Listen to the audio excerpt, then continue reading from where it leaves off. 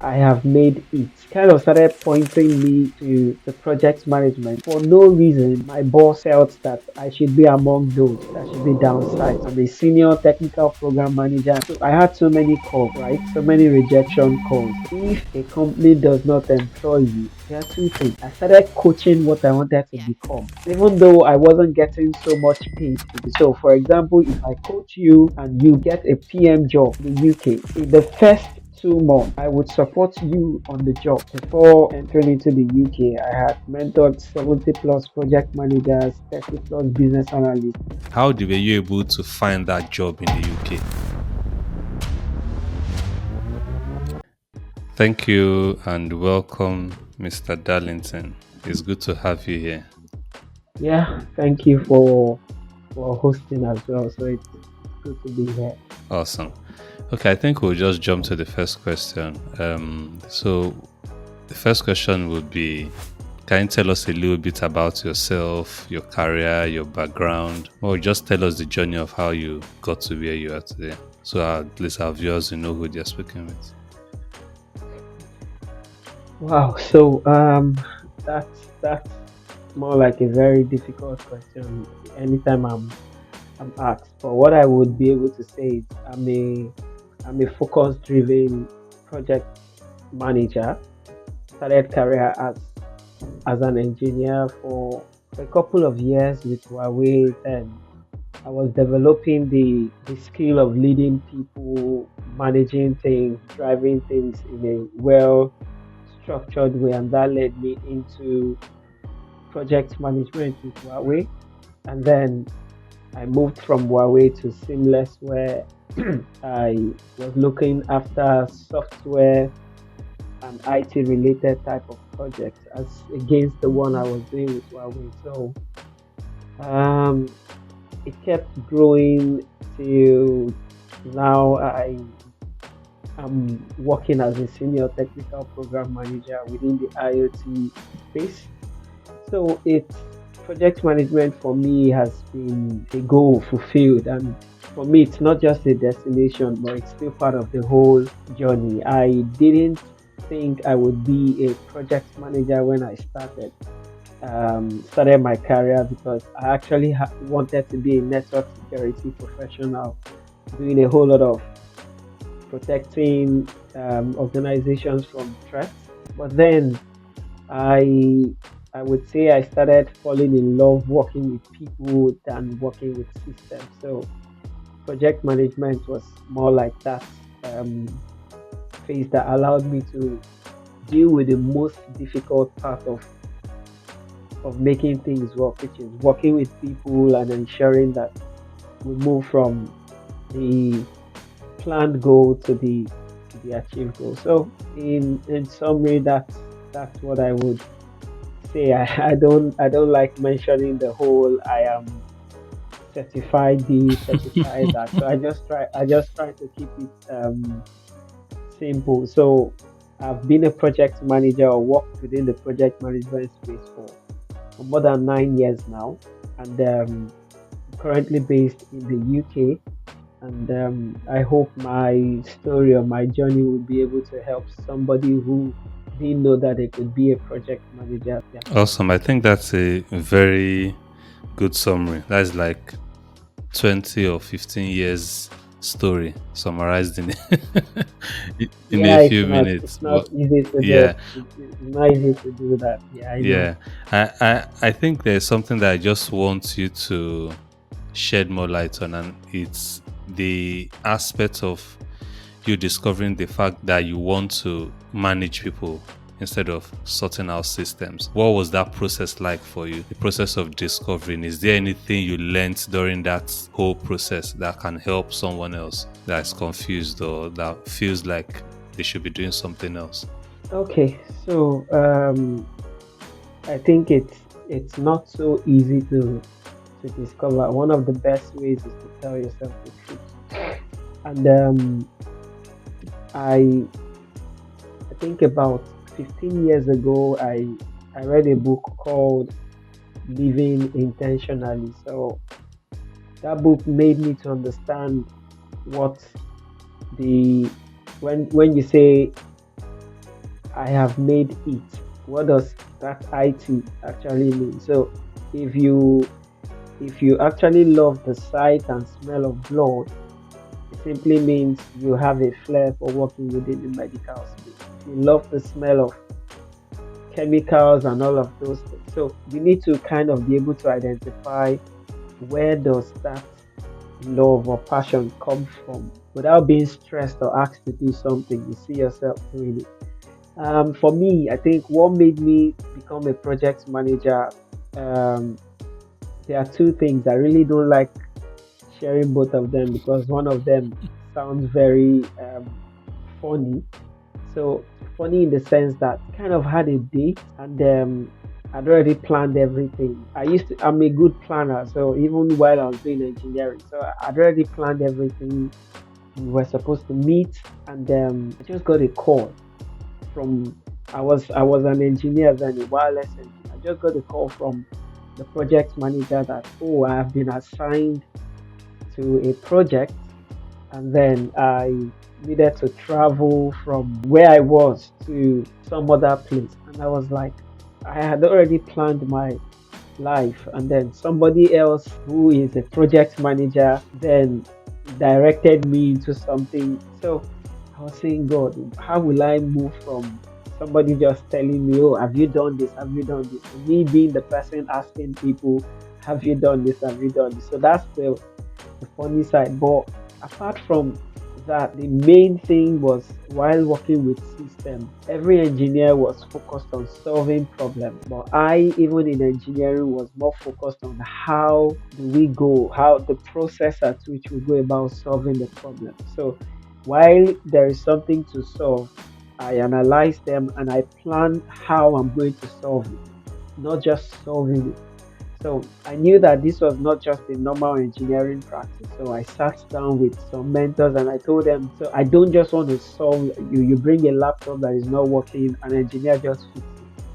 You bring something that is not working, an engineer thinks and fix it, or they create things. But I was not just more involved or concerned about creating them, but how do we go about creating them? What do we need to create them? What happens after it has been created? Who benefits from it? So that was not just a pure or proper Mm, engineering thinking. So I needed to start studying, okay, who are people that think like this? Then from my little research, I saw that, oh, solving a problem, it's actually instituting changes in business. And somebody who would coordinate people to make those things work is actually a project manager. And being a football fan, I've seen how coaches actually set formation and make changes when things don't work. So it's it kind of started pointing me to the project management, and I am somebody who I can be very stubborn in the sense that it takes God sometimes to help me discover my path, because while I was working with Huawei, I didn't want to leave. In as much as I knew I should be doing something that I'm not doing now, but Huawei was a multinational organization. I was at least having a good salary compared to all my fellow engineers, and I had body of knowledge to learn from. But I think God knew better and it was time. So it was more like Huawei was kind of downsizing us at that point. And for no reason, my boss kind of felt that I should be among those that should be downsized. So he didn't have any explanation for it. So he was trying to explain it to me, but you need to be able to see or know the hand of God. Sometimes it is time for you to move. Maybe it's time for you to build your own house. Time for you to, but you are just so comfortable with mm, paying rent. God will just put something in the mind of your landlord, and they'll just come and say, no, they are renovating the house or they are pulling down, and you would be quarreling with somebody who God is trying to use to push you to the next level. So for me, I I kind of prayed and I felt that, oh, this was the way. In as much as living Huawei that time would make me lose some things because I was targeting to be 3 years in Huawei. But then leaving Huawei, not holding to those things that I could see in my mind, but then holding on to things that I couldn't see, but trust God to happen. So I left Huawei in 2017 March. I think no, the downsizing happened in February. Started planning my project management journey seriously from when I got that letter in March. With the help of mentorship and working with some professionals, I got my project management job with Seamless. When so many people said, oh, they started working remotely with COVID. For me, I didn't even know what COVID was because I've been working remotely since 2017. So, but all those things wouldn't have happened if that shaking of the boat Then didn't happen. happen. So for me, it's Jesus can still be in your boat and the wave would come. So the key thing is he still there? Yes. So we would always get to the other side. So for me, that's I don't know how to explain my journey to someone, but it all happened with these two things. Number one, where somebody just called me and say, "Oh, you've been assigned to this project. You have to be on site." And then secondly, where um, the company actually was downsizing and me, it's like receiving an award 2 months before that time among to be like some of the brightest engineers that the company has had, and then you receive the letter 2 months. It was even a few months after our wedding, so it was not a good time. But it was actually, for me, it was one of the best things that has ever happened to me because if that did not happen, I don't know if I would be here where I am today. So I just want to encourage anybody like you might be doing something else. You could be in the bush tending sheep when even after you had been anointed by Samuel to be a king. But then you just have to continue that trusting God till when the time to fight Goliath will come. So it's like I always call those moments the lion and the bear moments. Like Awesome. even while you're tending the sheep, God will send a lion, God will send a bear. But some people will be saying, God, if you're there, if you're my protector, why would the lion come in the first place? So instead of we learning from those lion and bear moments, we just keep blaming God, like God, you're not doing anything. So that's just for me. It's the rest is history. I'm a senior technical program manager now, and I don't know how to explain the whole journey and all the things that come with it. But Yeah.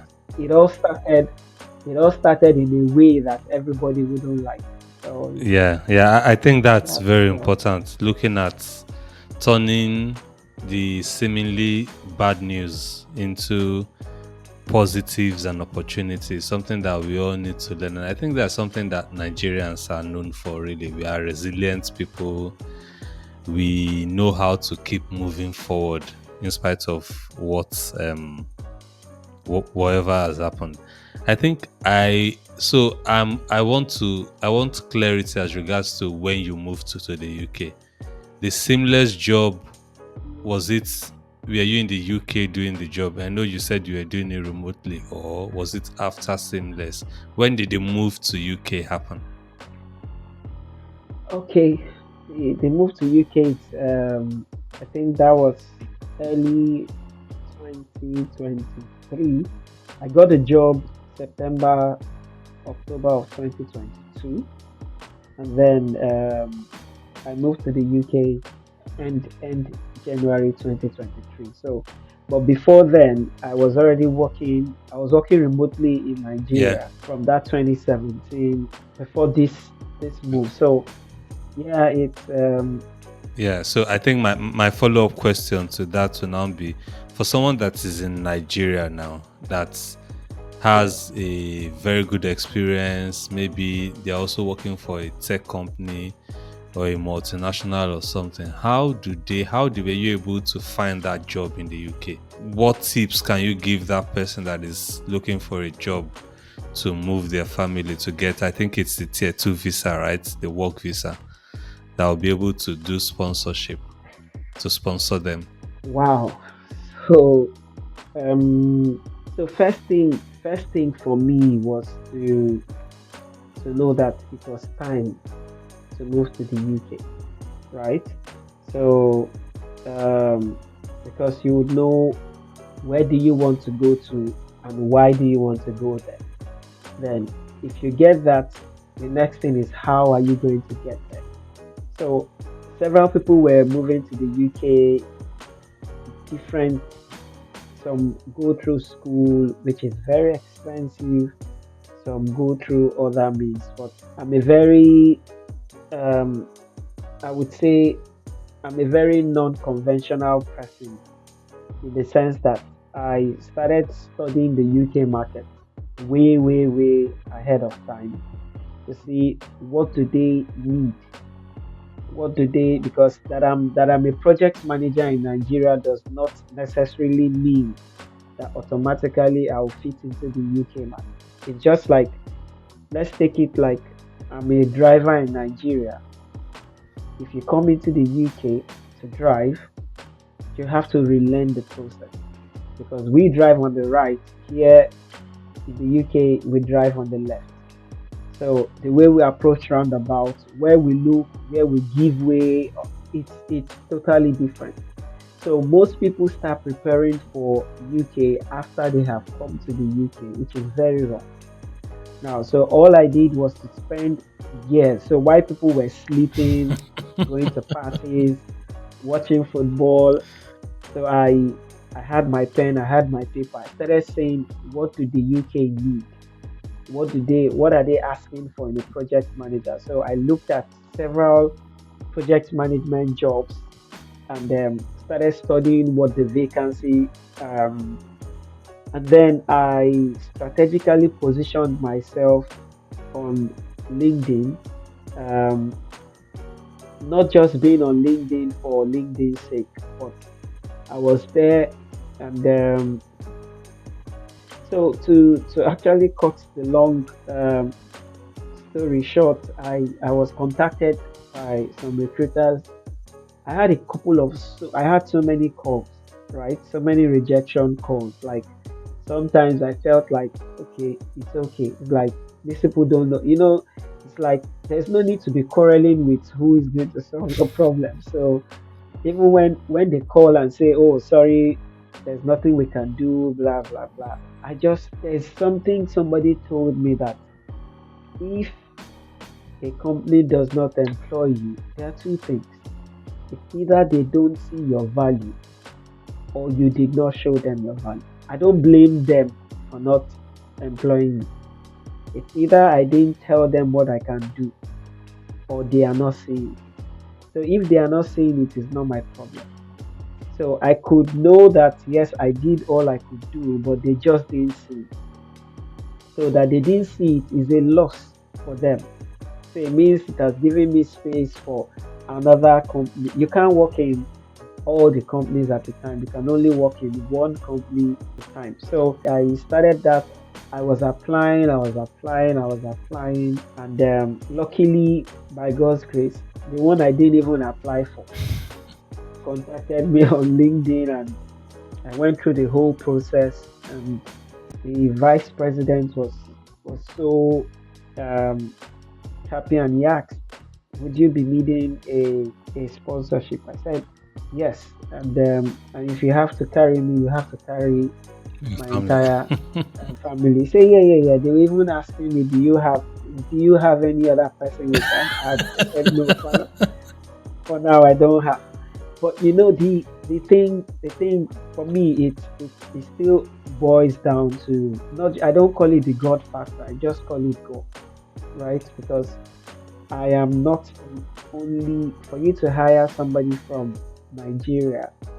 It simply means you have searched the entire UK for this particular skill and you can't find. So you have to justify. So I I already start my life from a disadvantaged position. So that tells me that I have to work 10 times you. So everything I do, I start from a disadvantaged position. I have a positive mindset but I start from the disadvantaged position. If I'm to read a book and I'm to attend an exam with 10 other people, I assume these people they understand. So what I need to do is read that book 10 times.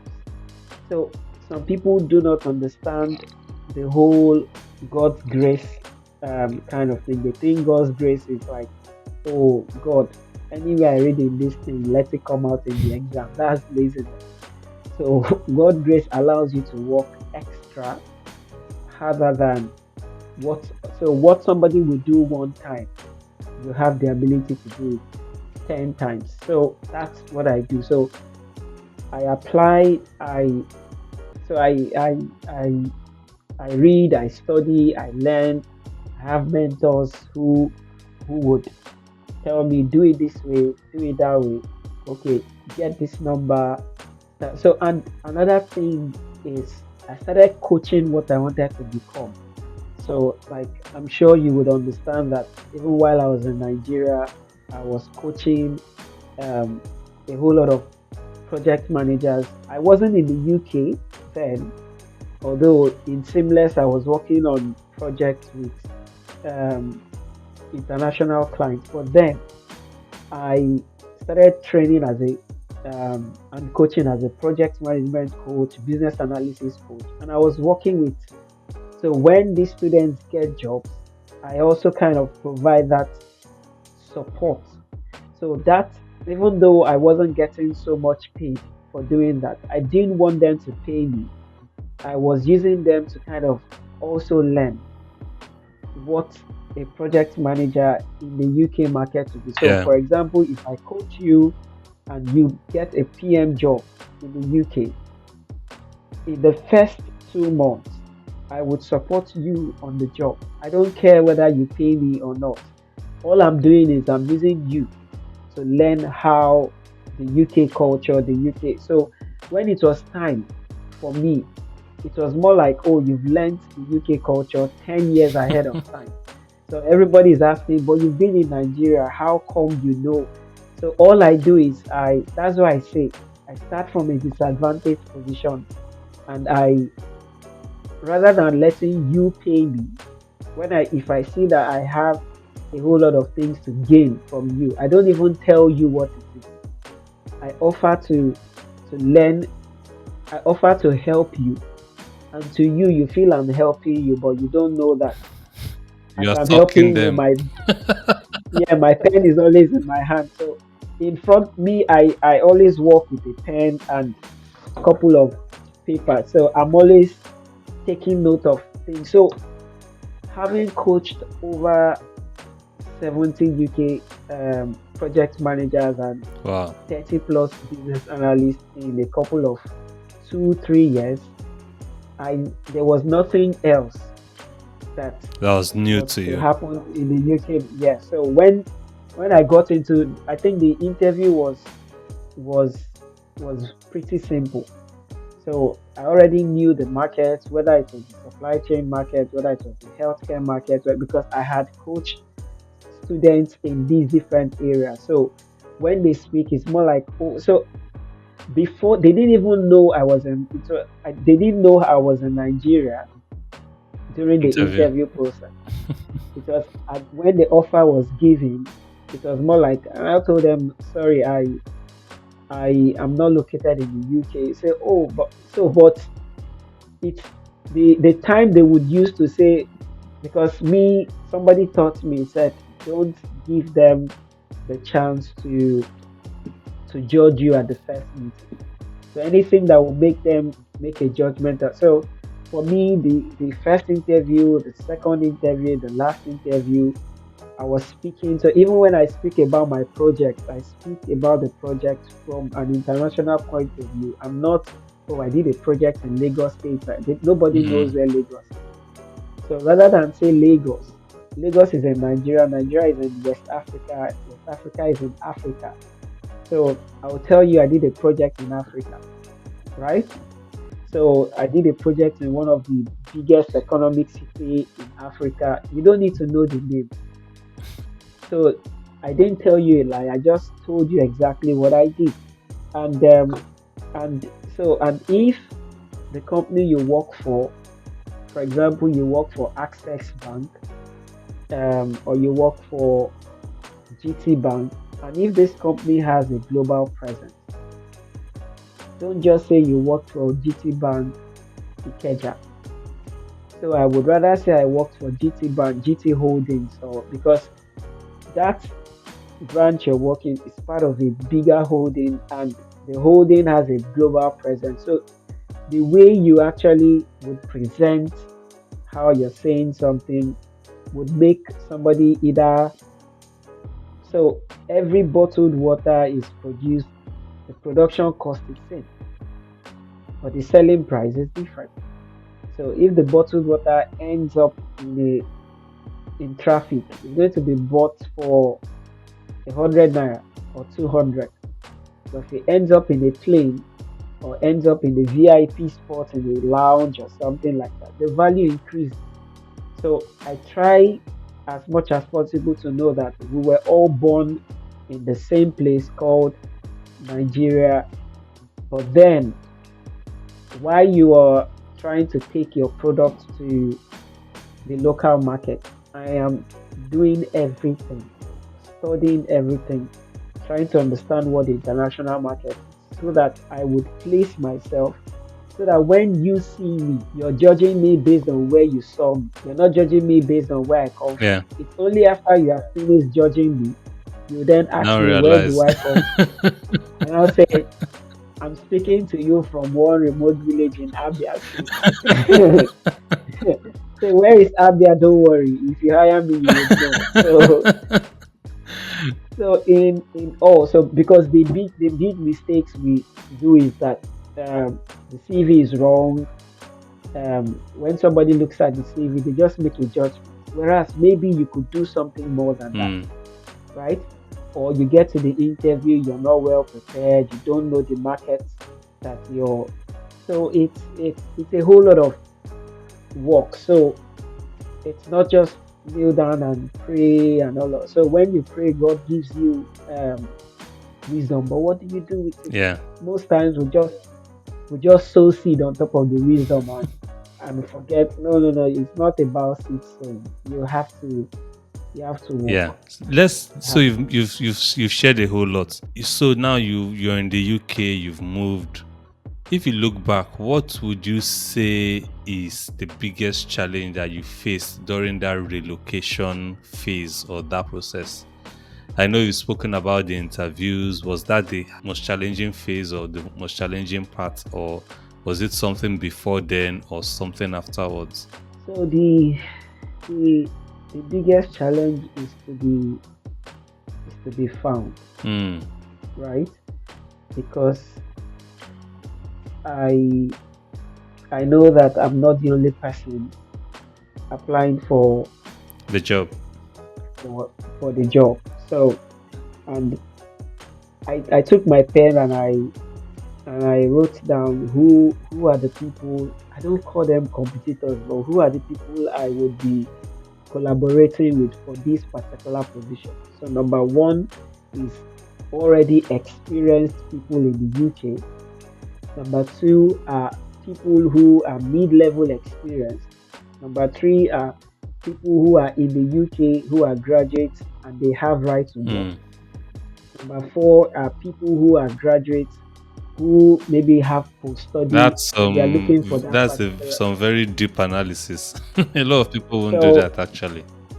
I, so I had to analyze all of those things, and I saw that, man, you in one um, town between Lagos and Ibadan Expressway, you really need to, if you really have to be found, you have to find a way to locate yourself. So I was relocating in my mind first of all before the actual physical relocation happened, and I had to learn from people who, because the thing is this: if I send out my CV and you are in the UK and you want to be sponsored as well, so when the CV gets to the table of who is to hire, they don't know where we are, right? So they're going to make a first judgment.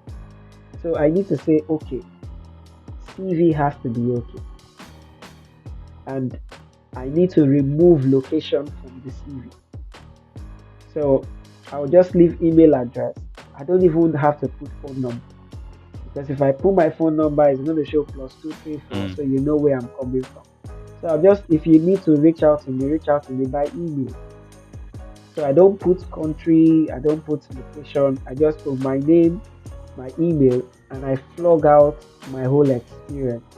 So you see it, you're kind of so amazed. You want to call me, you really, really, you're hungry to call me, you can't call me. So all you do is you send me an email, or I'll give you my LinkedIn and my email. So you reach out to me on LinkedIn, and you'll be forced to actually book a Teams call or something with me, and we will talk. So I have eliminated the first thing that is going to take me out, which is, because let's be frank, where I work now, if I need a if I need a project manager, a business analyst, or a data analyst, most times organizations want to solve problems at the quickest possible time. And even when I get a CV, and the CV is Namdi Okoro, and this guy is so experienced, so experienced, and I get another CV, Clement Vincent, and this guy is kind of experienced. But now this Clement is in the UK, Namdi is in Africa. Now, not all persons know the immigration rule, and to say, okay, when you submit your stuff in Nigeria, it just takes 3 weeks. Everybody begins to, not everybody has studied that thing. So they feel that, oh, for me to hire you, it's going to take like 6 months before you come here. So there are so many things that are playing against you, right? So for me not to allow you make that decision, I just help you remove everything that would make you not call me, Mm. right? So that's why I To give said, yourself a fighting chance. yeah. So it's a whole lot of wise analysis that you have to do. These are what businesses do. They call it business analysis, right? If you want to introduce change, you have to identify all the possible pain areas, eliminate them. So I do ask people, when you pray, some people just say, "Oh Lord, open up a gate, open up this, open up that," and they just go. It doesn't work like that. If you pray, definitely there should be an answer, and the answer most times comes in the form of wisdom and direction. So Genesis says something that, in the beginning God created the heavens and the earth was without form, and darkness was upon the face, and there was no shape, there was no form. So there were three problems. There was darkness, there was shapelessness, there was formlessness. And the first thing God did was to say, let there be light.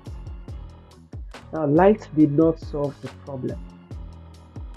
Light only exposed to God the amount of problem that needed to be solved. So when the light came, God saw the extent of damage, the extent of work that needs to be done, and made a project plan and said, I'm going to finish this stuff in 6 days. And in the seventh day, we do an acceptance and we would rest. So so that plan did not come before the light, it came after the light. So when you pray, God gives you, he said, the entrance of his word gives light and understanding. So most times we pray and we just run away and believe God has heard. Yes, he has heard, but he answered, but you were too fast. So most times when I pray, I keep waiting for just one word. Just so if I pray today, I don't hear. I come back, I pray the same thing. So the essence is I need to hear. Does he want me to go or not go? Should I, David will say, should I pursue? Will I overtake? And God will say, pursue. There's another time he came and said, should I pursue? God said, don't pursue. So His word has to come, then expose you the amount of. Most times we are not ready to walk. So when God exposes you, you will see that little the amount of work you have to do to compete above all these people you have mentioned, professionals who are moving maybe from top companies like Amazon, they want to get that particular Yeah. position you're applying for. Then there are people who already have right to work who are applying. There are people who are in the UK who want to switch, and then you coming from outside. So you need a whole lot of analysis and how do you then be above these people. So it was a thing of me. So I can't substitute that amount of work. Most people do not want to do the work. So it's either you do the work or you count your millions and you give the government. So it's like you have to pay something. Yeah, yeah. You have to You've pay something. the way you've spoken and explained project management, it looks like I'm even seeing the creation story through project management eyes. Yeah, yeah, yeah. But For me, I just to say, so I think the Bible is one of the books I had to read when I was learning project management, and I still read it till today. Sometimes to solve some problems. So God was faced with creation problem. He didn't just wave his hand and everything happened, right? He had to work for 6 days. Noah had to build an ark, and the specification of the ark was given. Moses had to build the tabernacle. Like there are series of. So before I retire, I'm just going to look at all of these Bible stories and kind of draft out project management principles for. I mean principles for Christian project managers, right? mm, Those who um, so because why I'm not ashamed of the gospel or calling myself a Christian. I attended a Prince 2 seminar, I think on Friday last week, and one of the one of the persons who came to speak was speaking on project management and spirituality. And the guy is actually from India, and he was telling us how the art of meditation and all of those mm, things help. And I was like saying, man, if somebody could come out and why can't I talk anywhere and tell you how, like, I don't sometimes I don't care whether you because it's some person will say, oh, like, man, there are people who I work with, Muslim colleagues. I respect them so much, and when it's time to, in fact, I have some of them as part of my project team. And then when the customer is saying, oh, where is this person? I said, please give the person maybe 15 more minutes. They are praying, right? I, as a project manager, I know my team member needs to pray, and I defend them in front of the customer. So if I could do that for a Muslim, or I do that for somebody who is a Hindu, I do that for irrespective of the religion, we are all working together to achieve. But then I have to respect that. So if it's also time for me to pray, it's also time for me to do, as long as it's not affecting the work, man, it has to be done. You have to wait till have to wait, because that's how we move. But it's all for me, it's all part of the whole pros- process. make, I just yeah, yeah. makes sense. Makes sense. So for someone that have been listening and the person is like, okay, I think project management is for me. How do I go into this field? And I want you to think of two types of people when you want to answer right. One, I will be those Nigerians or Africans or Asian or immigrants in general that have moved to the UK and they are doing an odd job. The most popular one is the care work. A lot of our people came into the country to do care work, and they are like, okay, I've done this thing for a number of years now. It's not my first option, and I think I want to do something else. And I'm listening to Darlington. Project management sounds cool. It looks like that's something that I would love to do too. How, if you were going to start afresh today, not in 2017 when you started, how would you go about that journey? Okay, first of all, I would not beat myself up, right? I would be proud of whatever it is I have done. But then I would actually look for a a mentor, right? Mm. Now, mentor or mentorship, I did mention earlier that before entering into the UK, I had mentored 70 plus project managers, 30 plus business analysts. And these people are people who had done security. They didn't have project management background.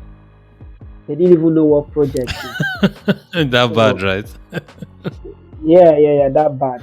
And so some of them were care or support workers. Some of them were working in warehouse. Some of them were working in supermarket. Some of them were, with all due respect, categories of people that they really wanted to have family time, but the kind of work they do, the man is coming back in the night, and as he's coming back, the wife is leaving For our own because shifts. they have yeah they have to do all they can. So first thing I tell them, do not beat yourself. That in fact that you have gotten this far, it's it's a good thing. Then you need to speak to somebody who can help you. First of all, mm, so when if you've been a care worker, there are things that are related to project management or business analysis or data analysis or whatever it is. You can't. There is nobody who hasn't managed projects before. I I meant so there was a story of a lady who was in the UK, and all she did was to help people. I think I do share this story. So help people buy things from UK and send it back home. So you could go to Next or Matalands or Buttons or M&S. You see something, she buys it with her credit card and then packages it and use logistics company to send it back to Nigeria and you pay. So she does it for even people who have retail stores or supermarkets, or she could go to a clearance store, buy, and so that was what she was doing. And she really needed to forge out a career, and we advised, okay, what you're doing is you actually it interacts with supply chain management, logistics, and all of those stuff. So after the internship or after the mentorship program, she applied for a job with Total Energy. I think in Scotland or something like that. And she went for the interview. So they asked her, "Could you tell us?" And she was describing the whole thing, but she didn't just say, "Oh, I used to buy clothes for people." So she said, "Oh, my process is a client request comes in, and we go through some requirement gathering process to kind of understand what they need, why they want them, where they want them, and then we come up with a scope document to kind of have an agreement of what it is that the client wants. Then I sit down with the team and we come up with a plan. The plan would include all that needs to be bought, when we're going to buy, how long we're going to buy, who is going to be involved.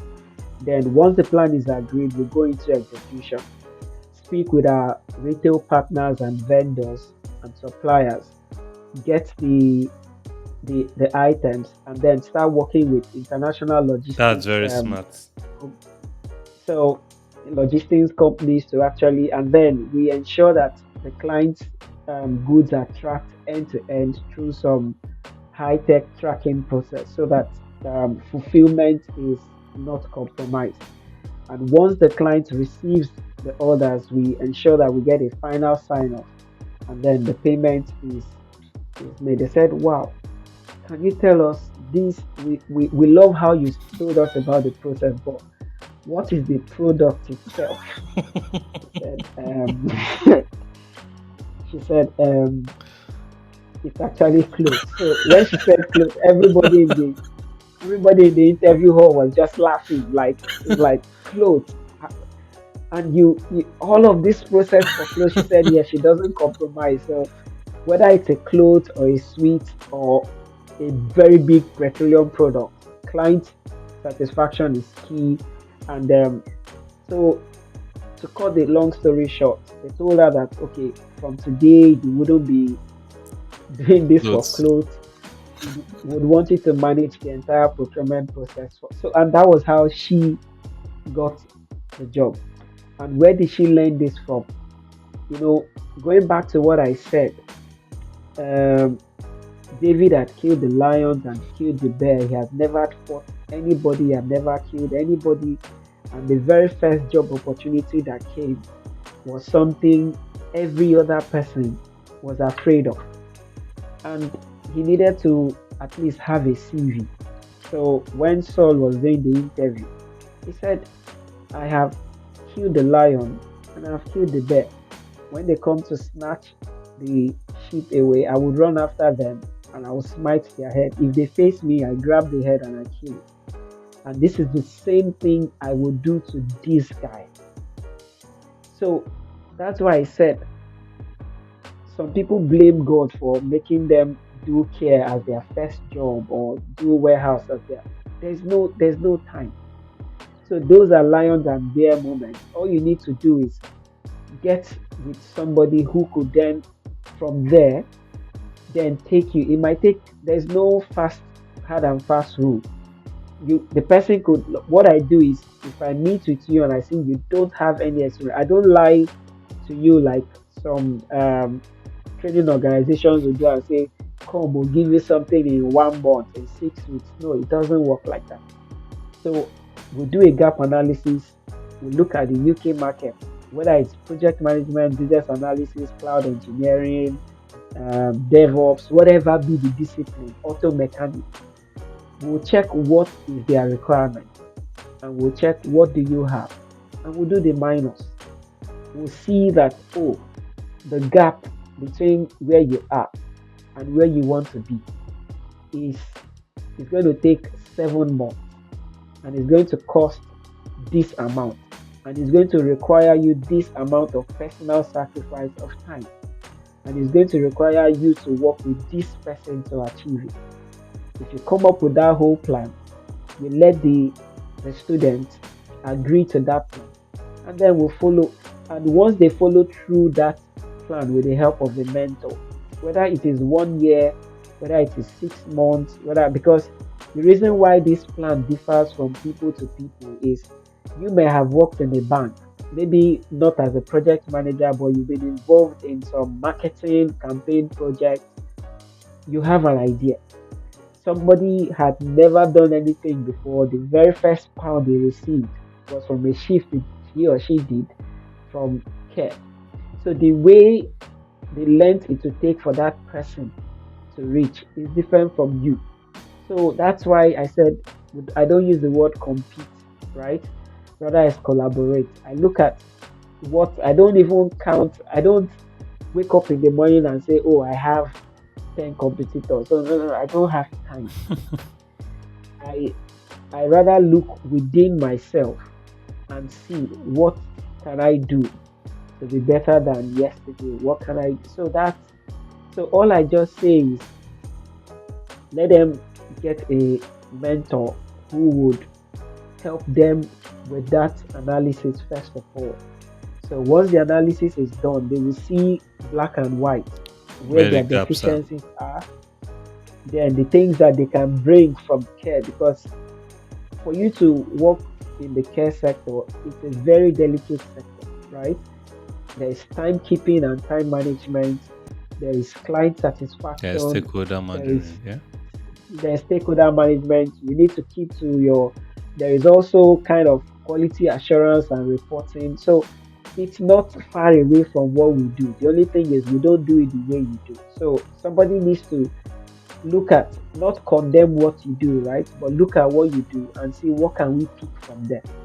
And then look at where you're going to and say these other things you need to drop them. We don't need them anymore, right? So it's, for me, that's the first step. Then a plan is made, then that plan is executed, and at the end of the stuff, you then prepare for the market, get the job, and the learning actually continues. So that's, Awesome. I don't have any other thing other than Awesome. to, Yeah. Yeah. I think mentorship is very, very important. Like, as you know, it's one of the biggest contributors to any success that I myself have even I can attribute to the power of mentorship, and I think that's what a lot of people are lacking.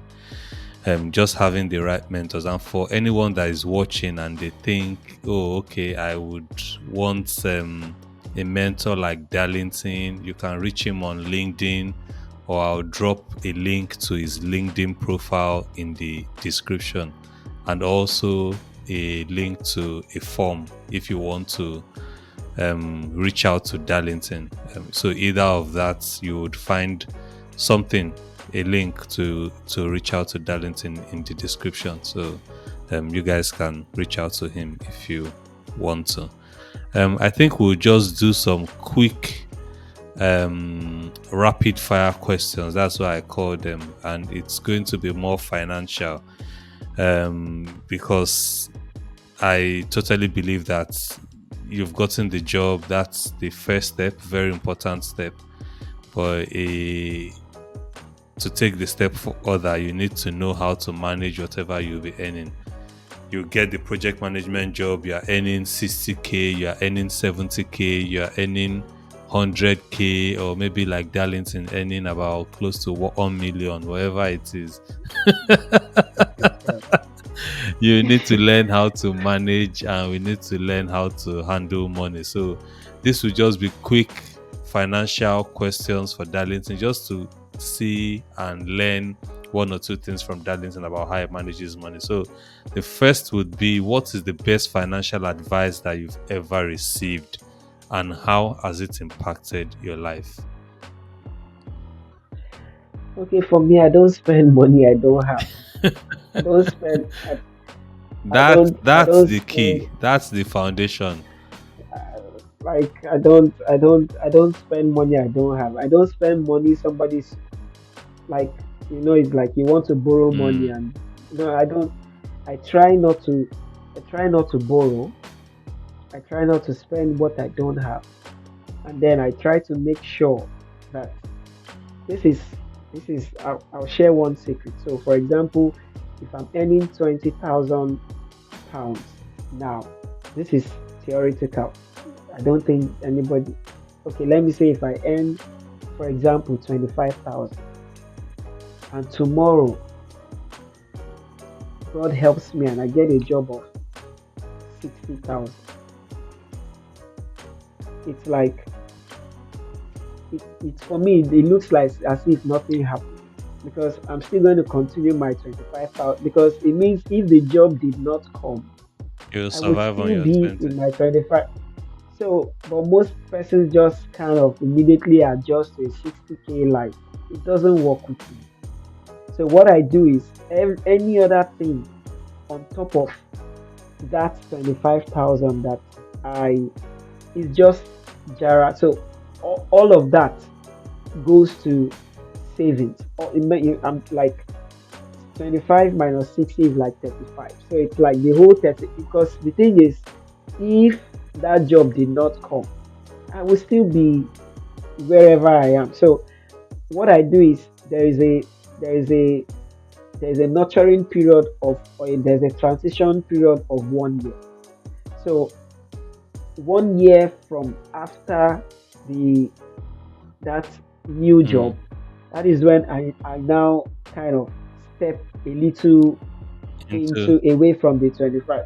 So what that means is I have saved a 1 year, I have maintained a financial discipline of 1 year. So even if I am crossing above the 25,000, my mind has already been developed to to spend in a much more disciplined way. so I So want to I ask you a question.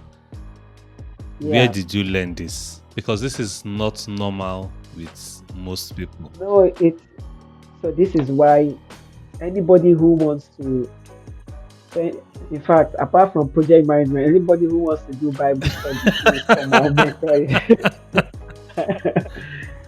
Because for me, I also, like I do say, I hope to retire very, like, you know, hope to retire very, maybe in the next 10, 15 years. So, or not notwithstanding. So these things come from God, right?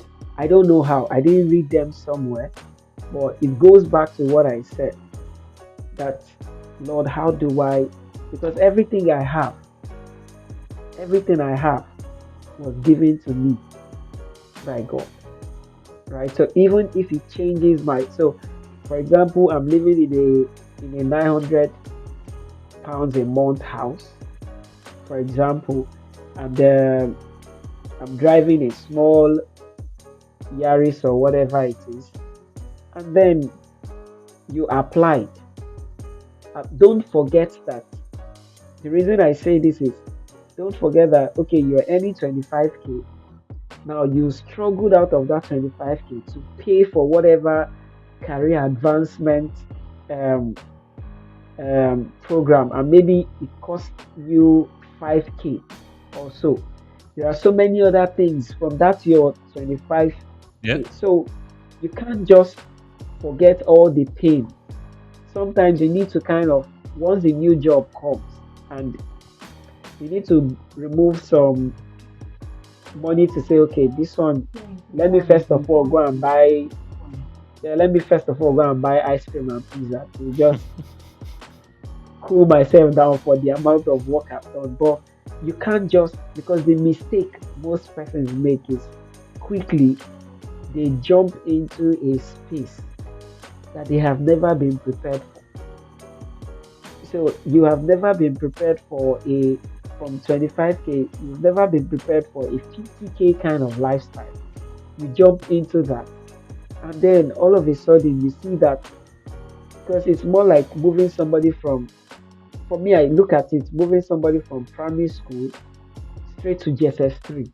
So even though it looks like a GSS3 kind of financial Mm. gain came to you, you can't just so go through that process. And this is why, for me, my first mentor, the Holy Spirit then has some men who, because I try to always put myself on that check.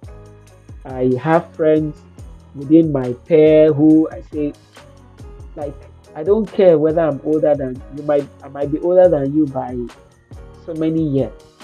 But the moment you have experience in a particular space that I don't have, if it's financial discipline, if it's car driving, I went for, you go for driving class and you see that your instructor, you are far older than him. But then if he tells you emergency stop, you have to stop. If he tells you take left, you have to take. Why? Because you are within that person's expertise of space. So I respect um, people, and for me, rule number one, like I said, don't spend money Don't you spend don't more have. than you Then earn. don't spend. Yeah, don't spend money you're not prepared for because it will kill you.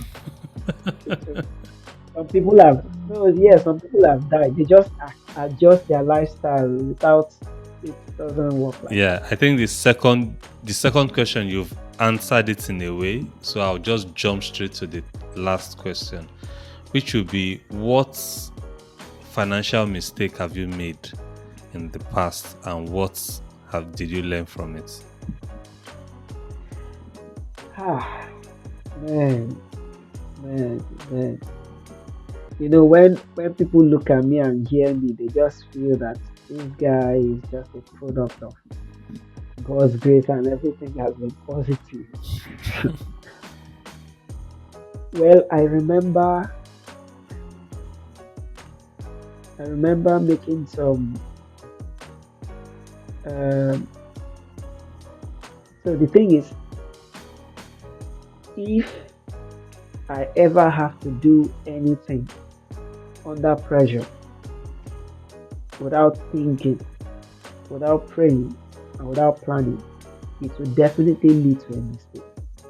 Now, if it doesn't lead to a mistake, it means I'm lucky. So I've bought a car that I sold. I think I did tell you the story that I sold 1 month after. And yeah, it was a nice car, but we didn't do so much inspection. We looked at the outside appearance. We didn't look at the just like Samuel, you go and anoint somebody you're not supposed to anoint. We do that. And the thing is, and like I always draw my examples from the Bible. God told Samuel to go to the house of Jesse that a king is there. And Samuel got there and saw somebody who looked like a king. And then he thought, and then he used his mouth to say, surely this person is the one God has chosen. So he used his mouth to he's a prophet, and in that sense, whatever a prophet, most times prophets have said things and we just take it like no, when a prophet says something, God has spoken. It's a lie. It is not true. I remember when I came to the UK for my masters, I think in 2011, 2012. And when I was praying, it was like I got an instruction to go back to Nigeria. And I knew God needed me to go back. And then, but I spoke with some pastors here and back home. And it was like, no, that is not God. You can't, why, what are you going back home to do? So you speak with family members, they say, Don't don't come come back. back. If I see your leg, we'll break it. Do you know how much we used to send you? But the thing is this, God asked me to go back. This is me, it's like I'm putting on a headset and I'm dancing. The music is not playing on a loudspeaker, it's just playing here. So only me know what I heard. Hmm. So even when so-called respected people, maybe out of emotions or anything, I don't I respectfully decline. And before I came back to the UK, I think I must have told you 2021, I was sitting down on my bed and same voice came, you're going back to the UK. That was where and now how I came to the UK, it's a miracle because when the company spends over 25k pounds to bring you and your family, this if you want to gather all that money, I don't even know Hmm. where you have to gather it from. So it's for me. I have made some mistakes, and those mistakes were made while I was trying to do things in haste, or like when you're getting some feelings, don't do something, but you just um, um the last type of mistake I would say is when I don't gather enough requirements. Hmm. I remember booking ticket for my parents to come last year, and I chose a particular airline. that I didn't know that they require transit visa. Oh boy. And I knew, I mean, I only knew that transit visa would be required a day to when they are to travel. And it's like, Wow. and the ticket I bought, because I knew that I was not going to change the dates. I knew everything was, so it was a non-refundable ticket.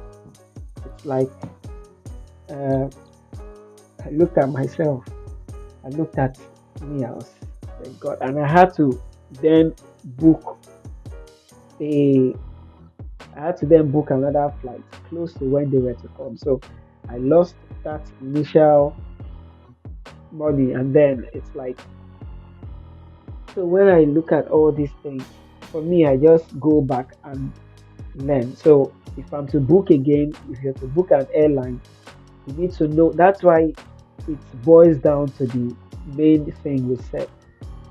Try to gather enough information. Try to gather, don't just run into an investment that you don't have an idea for. So whether real estate is booming or not, Mm, whether oil and gas is booming or not, whether crypto is booming or not, it doesn't really mean it's for you if you don't have the information. So you need somebody to guide you. You need somebody to always say this way, that way, this is what it needs, this is what it requires. Do everything with information. The last thing I would say is imagine getting into an airline, you get into a flight, and then you happen to have a handshake with the pilot, and then you're asking the pilot, hey, how is this flight going to be? And then he tells you, my brother, just sit down, we'll fly by faith. You will fly which by faith? Or it's like, don't worry. You're asking him, have have you you flown actually before? flown before? He says, no, I haven't, This is but my first time. I thought this is my first time, but don't worry, we will get there. It's not, that's what we do. Most times we hide, we push away the work and replace it with positive Affirmation. words and Yeah. positive things. It doesn't, it doesn't work that way. Thank you. Thank you so So much, Darlington. Really enjoyed the chat no, today. no Thank problem. you It's for fine. the viewers that would watch this. Don't forget that if you want to reach out to Darlington or you want to work with him, maybe you want to have a career change, the link to reach out to Darlington will be in the description. Please reach out to him. Darlington, thank you so much once again and have a nice day. Yeah, and you too. All right. Bye. Thanks. Bye. Bye.